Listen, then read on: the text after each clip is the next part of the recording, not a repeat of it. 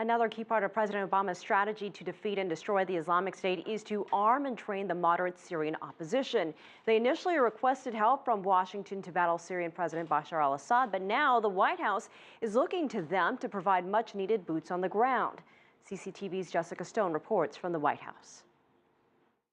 We must strengthen the opposition as the best counterweight to extremists like ISIL, while pursuing the political solution necessary to solve Syria's crisis once and for all. With that statement, U.S. President Barack Obama moved the fight against Islamic State, which the United States refers to as ISIL, firmly into Syria, where he asked U.S. lawmakers to authorize him to arm and train the moderate Syrian opposition, asking Congress to fund this part of his strategy to the tune of $500 million U.S. dollars. The president's Republican critics and some Democrats say they've been ready to do that for more than a year now and blame the White House for dragging its feet.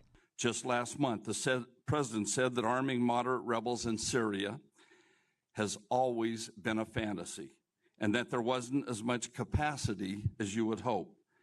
I, too, recognize the risks, yet I support this effort as a necessary component for the long-term security of Syria.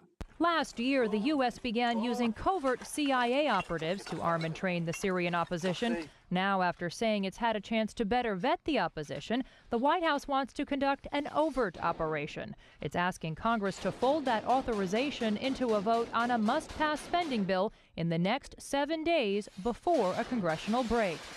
That's particularly important now because of the response that we have gotten from countries in the region, partners who are ready to support this effort. For example, Saudis have publicly announced their commitment to host a training operation.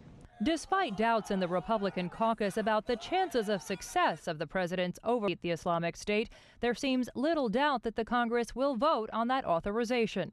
Still, top Republican John Boehner did not promise to call for a vote based on the White House's preferred timing. And airstrikes alone will not accomplish what we're trying to accomplish.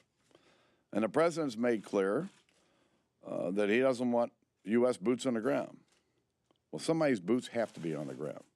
And so I do believe that what the president has asked for, as the commander-in-chief, is this authority to train these Syrian rebels. And frankly, we ought to give the president what he's asking for.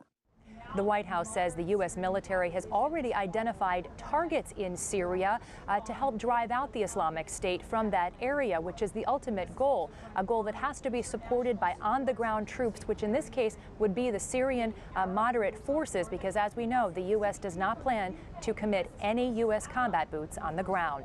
Jessica Stone, CCTV at the White House.